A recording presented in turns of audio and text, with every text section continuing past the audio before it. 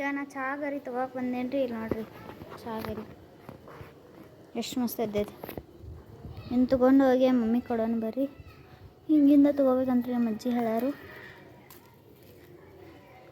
ನೋಡ್ರಿ ಚಹಾ ಗರಿ ಎಷ್ಟು ಉದ್ದೈತೆ ನೋಡ್ರಿ ಇದು.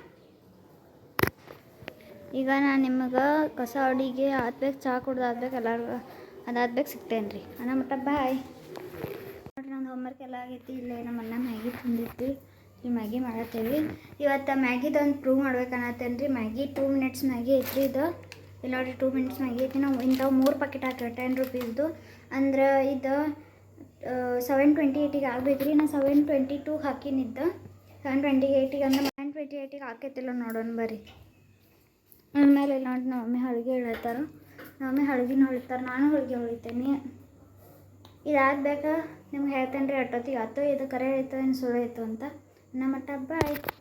ಮ್ಯಾಗಿ 6 ನಿಮಿಷನ ಆಗಲಿಲ್ಲ ಅದನ್ನ 722 ಇಟ್ಟೀನಿ. ಅದು 740ಗೆ ಆಯ್ತು, ಅಂದರೆ 18 ಮಿನಿಟ್ಸಿಗೆ ಆಗ್ತದ. ಇದು ಸುಳ್ರಿ 2 ಮಿನಿಟ್ಸ್ ಮ್ಯಾಗಿ ಅಂತ. ಇವತ್ತಿನ ಬ್ಲಾಗ್ ಈಗ ಎಂಡ್ ಆಗತ್ತೈತ್ರಿ. ನನ್ನ ಚಾನಲ್ ಲೈಕ್ ಮಾಡಿ, ಶೇರ್ ಮಾಡಿ, ಸಬ್ಸ್ಕ್ರೈಬ್ ಮಾಡಿರಿ. ಬಾಯ್.